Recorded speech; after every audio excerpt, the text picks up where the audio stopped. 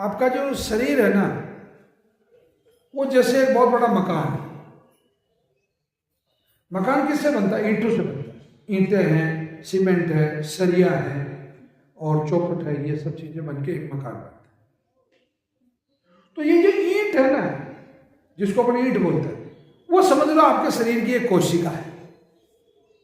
कोशिकाएं होती है, मतलब जो ज्यादा पढ़े लिखे नहीं, वो सिंपल तरीके से ये समझ लो कि कई ईंटों से मिलकर एक मकान बनता है।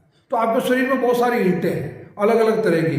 जैसे हार्ट की ईंटें अलग है, ब्रेन की ईंटें अलग है, लंग्स की अलग है, और आपके शरीर के जितने अंग हैं उनकी सबकी अलग अलग तरह की कोशिकाएं, सेल्स। हर सेल्स का अपना एक डीएनए होता है। डीएनए का मतलब होता है उसकी आदतें, उसका खानदान और उसकी वंशावली। इसको बहुत सिंपल तरीके से ये समझ लोगे, जैसे एक पिताजी हैं, एक माताजी हैं, वो दोनों आपस में मिले तो 23 गुण तो पिताजी की तरफ से गए और 23 गुण माताजी की तरफ से गए, ये कुल 46 गुण होके एक डीएनए बन गया। मतलब एक उसका एक डीएनए फ्रेम हो गया। उससे पता चलेगा कि आपकी लंबाई कितनी होगी, आपकी आंखें कैसी होगी, आपको कौन सी बीमारियां वंशानुगत तरीके के साथ आ सकती है, या आपकी चमड़ी का रंग कैसा होगा, बालों का रंग कैसा होगा, वो सब। और इसीलिए अपन अंदाजा लगाते हैं ना, और यार ये तो उसका पोता है, ये उसका दोहिता है, ये उसका मामा, या तेरा मामा वो है क्या, मतलब ऐसे है। तो दादा दादी, नाना नानी और माता पिता से जो गुण आते वो हो गया डीएनए। ये तो हो गया एक जनरल डीएनए। परंतु हर कोशिका का अपना अलग डीएनए है, हर सेल का अपना एक डीएनए है, ठीक है। उसके गुण है, वो अपना कैसे जिएगी, खाएगी, पिएगी, वो श्वास लेने वाली कोशिका है क्या, वो सोचने वाली कोशिका है क्या, वो खाना पचाने वाली कोशिका है क्या, ये फिर उसका अलग अलग उसका काम। उस डीएनए में से एक चीज निकलती है आरएनए।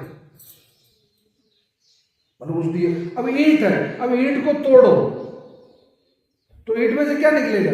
रेत निकलेगा। तो वो आरएनए है, यूं समझ लो। वो जो रेत है वो आरएनए है।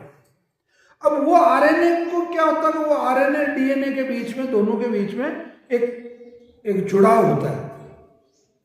जैसे पिताजी बेटे को कहता है कि ये काम करना, और बेटा वो काम करके वापस पिताजी को कहता है हाँ मैंने वो काम कर दिया, तो पिताजी खुश। दूसरे दिन फिर एक काम बताया, उसने फिर एक काम कर दिया। तो ये आपकी जो सामान्य कोशिका है, जब कैंसर कोशिका में कन्वर्ट हो जाती है, तो वो जो डीएनए है, उसका जो मेजर, जो पूरी जो सेल है आपकी, जो कैंसर में कन्वर्ट हुई, उसका आरएनए प्रभावित हो जाता है। और वो आरएनए ऐसा प्रोटीन खाने लग जाता है कि जिस प्रोटीन के खाने से आपके शरीर को नुकसान होने लग जाता है। प्रोटीन अब तक इस पूरी दुनिया में नियर अबाउट 2.5 लाख के आसपास प्रोटीन ढूंढे जा चुके हैं। 2.5 लाख। बाबा इतने प्रोटीन हैं, वैज्ञानिक कहते हैं कि इतने तरह के प्रोटीन है, परंतु 25-26 हजार प्रोटीन को तो नाम दे दिया। जैसे उदाहरण के लिए वो आप पढ़ोगे तो PD1, CTLA4, PDL1, 4T, मतलब ऐसे नाम दे दिए उनके। तो एक अभी नया नाम दिया है M, एक नया प्रोटीन जो ढूंढा है, वो एक कॉमन प्रोटीन उन्होंने नाम दे दिया। यार कहां कहां इनके अलग अलग नाम देते फिरेंगे। जो कैंसर को प्रभावित करते हैं जितने भी प्रोटीन है, वो जो प्रोटीन है उनको एक जनरल कोडिंग कर दिया M। अब जैसे जैसे प्रोटीन का पता चलता जाएगा, M1, M2, M3, M4, M5, इस तरीके से उसका नाम दे देंगे। हाँ दे दे, हाँ सब डिवीजन कर देंगे उसका। एक बड़ा डिवीजन M हो गया, सब डिवीजन M1, M2, और फिर ये संख्या भी जब 100 हो जाएगी तो M11, M12, M13, ऐसे। जैसे अपने गाड़ियों के नंबर होते हैं ना, जैसे दिल्ली का DL कर दिया, फिर उसके अलग अलग वो CH, KK, CC, फलाना ढिकड़ा हो गया। तो ये जो है डॉक्टर होंजो, डॉक्टर एलिसन जो है, इन्होंने ये जो रास्ता है, ये रास्ता बहुत पहले साफ कर दिया था इस वैक्सीन का। इन्होंने ये कह दिया था कि साहब आप PD1 और CTLA4 नाम के जो 2 प्रोटीन है, वो अगर आप किसी पेशेंट को खिलाते रहोगे, यानी ये वो पेशेंट खाता रहेगा, दोनों में एक ही घटना हो रही है, चाहे कोई खिलाए चाहे कोई खाए। तो वो कहता है कि ये जब खाया जाएगा तो ये उस कोशिका की आदत बन जाएगी और वो मरना भूल जाएगी। वो कहेगी मैं तो नहीं मरती। क्यों नहीं मरती? क्योंकि मैंने PD1 खा रखा है और CTLA4 खा रखा है, मतलब मैं अमर हो गई। ठीक, तो अभी जो पूरे वर्ल्ड के जितने भी साइंटिस्ट हैं उन्होंने एक नई थ्योरी प्रतिपादित की है और ये थ्योरी चल रही पिछले कम से कम 25-30 साल से, परंतु अब उसके धीरे धीरे करीब आए। अब करीब आए तो ये सफलता मिली है कि उन्होंने उस प्रोटीन का जो एम जो कोडिंग की उसकी, उन्होंने कहा कि mRNA, एम मेजर कोड हो गया, RNA का मतलब मैंने जो आपको बताया ना DNA और RNA। ठीक, तो उन्होंने अब क्या तरीका किया? वो तरीका ये किया, इस पे वो करीब करीब उसके आसपास पहुंच गए कि जैसे उदाहरण मैं इसको बहुत सिंपल तरीके से बताता हूं। जैसे दीदी का ब्लड लिया 50 ml, मतलब किसी भी कैंसर पेशेंट का 50 ml खून ले लिया, खून लेके उसको सेपरेट किया, तो जिनमें कैंसर नहीं है उनको सेपरेट किया। अब जो सेपरेट किया अलग, जो जिसमें कैंसर नहीं है, उन कोशिकाओं को कहा बोले AI से, याद रखना AI, आप जो इलाज ले रहे हैं वो खुद ले रहे हैं, और उसमें जो कैंसर की वैक्सीन पे जो काम कर रही है वो कौन कर रही है? AI, artificial intelligence.